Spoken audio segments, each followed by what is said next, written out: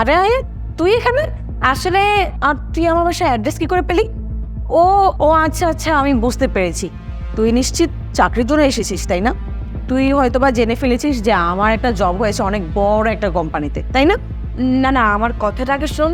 ও আচ্ছা আচ্ছা আচ্ছা, বুঝতে পেরেছি। তোর জন্য না, তাহলে তোর হাজবেন্ডের জন্য, তাই তো? বুঝতে পেরেছি যে তুই কোথা থেকে হয়তো বা খবর পেয়েছিস আমার অনেক বড় একটা কোম্পানিতে জব হয়েছে, তাই নিজে হাজবেন্ডের জন্য এসেছিস সুপারিশ করার জন্য।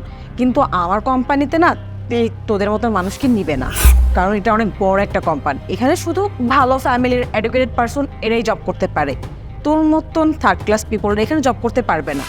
আচ্ছা যাই হোক, তুই যেহেতু এত কষ্ট করে এসেছিস, তাহলে আমি তোর জন্য একটু কাজ করতে পারি। আমি আমার বসকে তোর নামে সুপারিশ করতে পারি, যদিও বা সে নিবে না, কারণ আমাদের কোম্পানিতে এখন কোনো পোস্টই খালি নেই। আর পোস্ট বলতে শুধু দারোয়ানের পোস্টটাই খালি। আমি তোর হাজব্যান্ডকে ওইখানে ঢুকিয়ে দিতে পারবো। আচ্ছা শোন, আমার কোম্পানির নাম শান্তা ফাউন্ডেশন। এটা বাংলাদেশ টপ একটা কোম্পানি। আর আমার বস আজকে আমার বাসায় আসবে একটু পরে। আর এতক্ষণ তুই কী করবি? তুই এক কাজ কর, তুই ভিতরে ঢুকে আমার লাক্সারিয়াস বাসাটা দেখ। এইসব বাসা তো জীবনে কোনদিন আর চোখে দেখতে পারবি না, তো আজকে দেখে নে। আর সে আসলে তো আমার ফ্রেন্ড হিসেবে আমি তোকে ইন্ট্রোডিউস করে দিতে পারবো না। এক কাজ করি, তোকে আমার বাসার মেয়ের হিসেবে ইন্ট্রোডিউস করে দিব, এটাই বেটার হয়।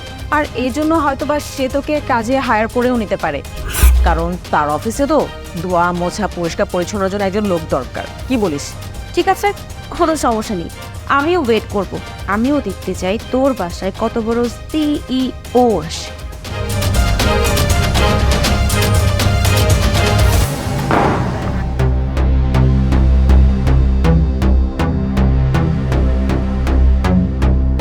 দেখলি আমার বাড়ি সুন্দর না?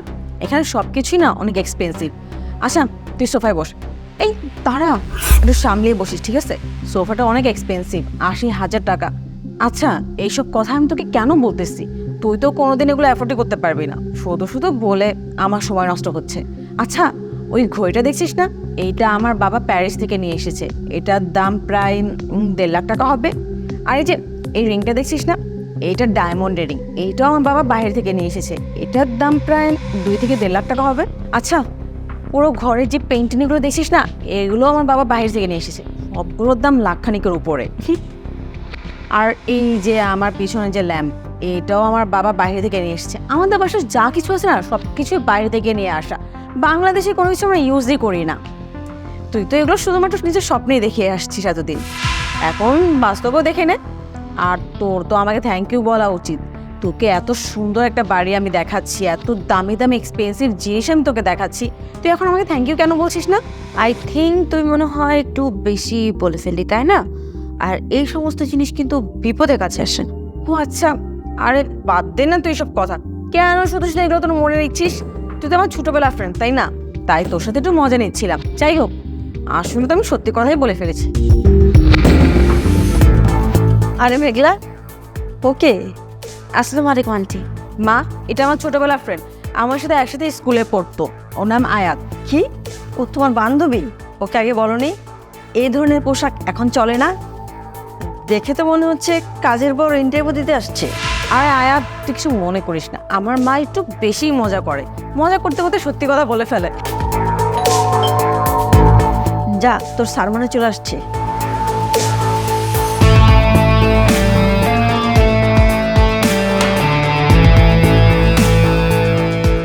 Hi sir. হাই। ভিতরে আসো।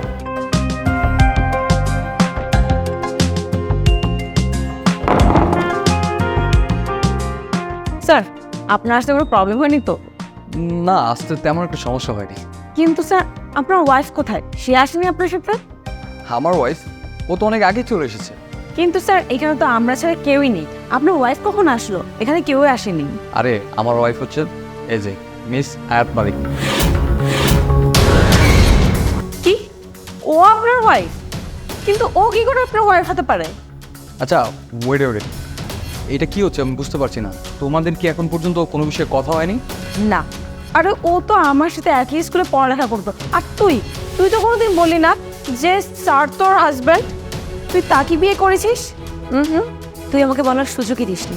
তোকে আমি অনেকবার বলার চেষ্টা করেছি, কিন্তু তুই তো ব্যস্ত ছিলি তোর রুমের সোফা, হাতের রিং আর দেয়াল ঘড়ি দেখাতে। তুই আমার কথা কখন শুনলি? তুই তো আমাকে রীতিমতো অপমান করেই গিয়েছিস। তোর কি আদেও সময় আছে আমার কথা শোনার? এরকম কোনো কিছু হয়নি, আসলে আমরা কথা বলার সুযোগটাই পাইনি। আর তাছাড়া তো ও আমার একজন ভালো ফ্রেন্ড, তাই না? একদমই তাই না, ও আমাকে শুরু থেকে অপমান করেই যাচ্ছে। আর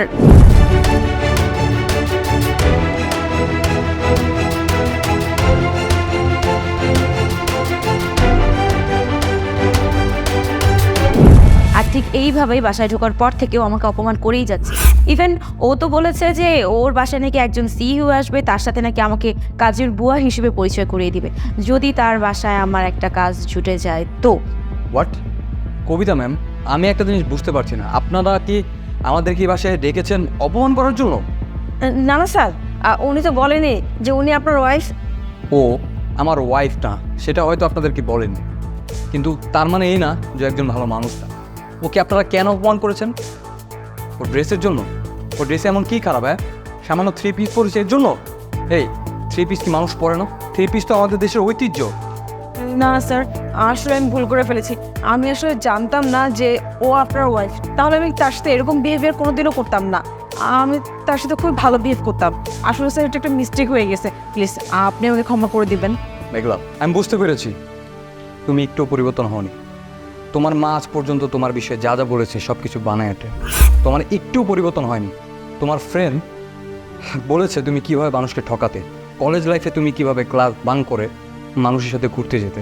তোমার বেশ কয়েকটা বয়ফ্রেন্ড ছিল যাদের মাধ্যমে তুমি তোমার দৈনন্দিন টাকা পয়সা ম্যানেজ করতে। আর যখনই কোনো ছেলে তোমার পেছনে টাকা খরচ করতে পারতো না, তখন সেই ছেলেকে ছেড়ে দিতে। তোমার এটাই হ্যাবিট। তোমার বিন্দু পরিমাণ মতো পরিবর্তন হয়নি। তুমি কালকেও যেরকম ছিলে, তুমি আজও সেরকম আছো। তোমার মতো মানুষের পরিবর্তন সম্ভব না।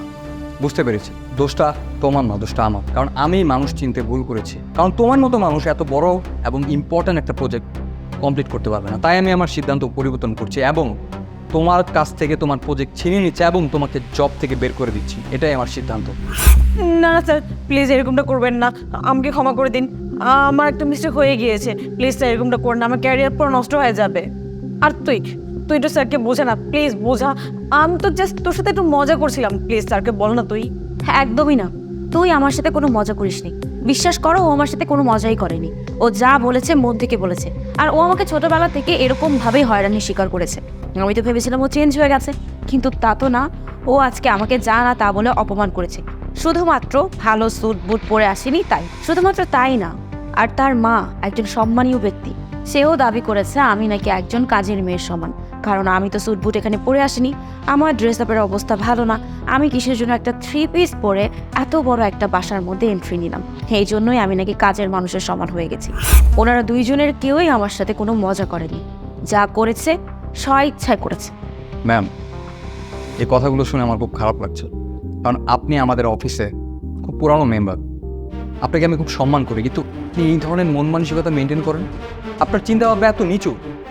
আপনি মানুষের জামা কাপড় দেখে মানুষকে জাজ করেন? ঠিক, এটা শুনে আমার খুব লজ্জা লাগছে। আমার তো ইচ্ছে করছে আপনাকে চাকরি থেকে বের করে দেওয়ার জন্য, কিন্তু আপনি আমাদের অফিসের অনেক পুরাতন একজন স্টাফ, তো আমি আপনাকে অফিস থেকে বের করছি না। কিন্তু হ্যাঁ, আপনার মেয়ের ভুলের শাস্তি অবশ্যই পেয়েছে, কিন্তু আপনিও তো ভুল করেছেন, আপনাকেও শাস্তি দিতে হবে। এবং সেটার জন্য আমি সিদ্ধান্ত নিয়েছি, আগামী মাসে আপনার একটা প্রমোশন হওয়ার কথা ছিল না, ওইটা ক্যান্সেল। কারণ আপনাকে আপনার উচিত শিক্ষা দেওয়া উচিত, আর এটাই আপনার শিক্ষা। স্যার, আপনি ঠিকই বলেছেন।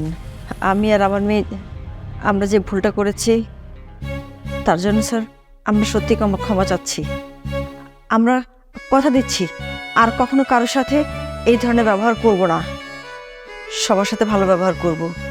স্যার, আমার মেয়ে যে ভুলটা করেছে এই জন্য আপনি আমার মেয়েটাকে চাকরি থেকে চাকরিচ্যুত করবেন না স্যার। ও তো ভুল করেছে, ওর চাকরিটা আপনি কেড়ে নেবেন না স্যার। আপনাকে স্যার আমি অনুরোধ করছি, আমার মেয়ের এই চাকরিটা খুবই প্রয়োজন স্যার, ওর জীবনটা নষ্ট হয়ে যাবে, প্লিজ স্যার। হ্যাঁ স্যার, প্লিজ আপনি আমাকে ক্ষমা করে দিবেন। আমি আসলে একটা মিস্টেক করে ফেলেছি।